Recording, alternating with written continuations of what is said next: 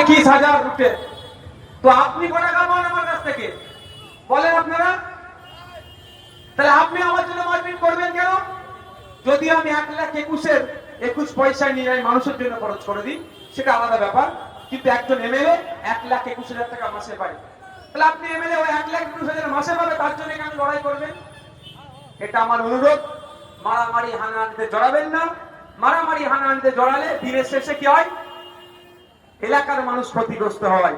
নেতারা বড় বড় ভাষণ দিয়ে চলে যাবে, বড় বড় কথা বলে চলে যাবে, সাফার করবে গরিব মানুষের পরিবার। আমি একটা উদাহরণ দিয়ে আমার এই বক্তব্য শেষ করব।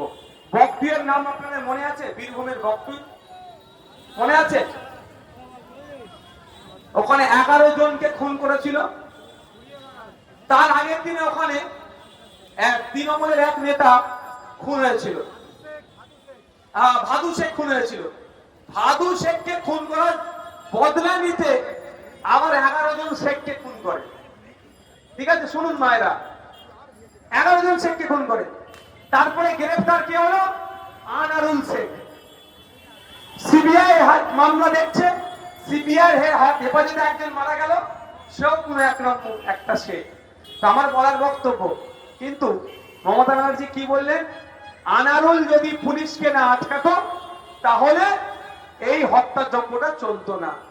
এটার মানে আনারুল পুলিশকে আটকেছে বলে এই ঘটনা ঘটেছে, মমতা ব্যানার্জি কিচ্ছু দায়ী নয়। এটাই তো নাকি?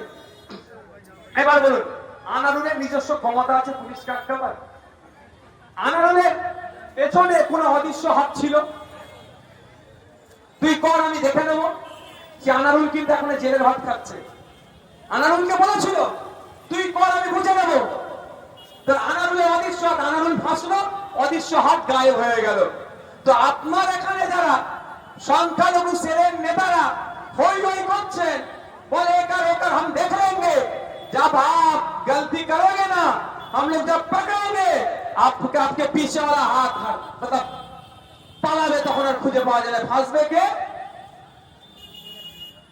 তাই সাবধান, যে কাজ করবেন বুঝে শুনে করবেন।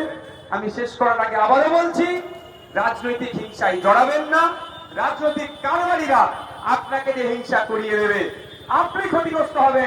আর রাজনৈতিক কারবারিরা সন্ধ্যেবেলায় টিভির সামনে বসে এটা উচিত ছিল না, ওটা উচিত ছিল না গল্প বলে শেষ করে দেবে।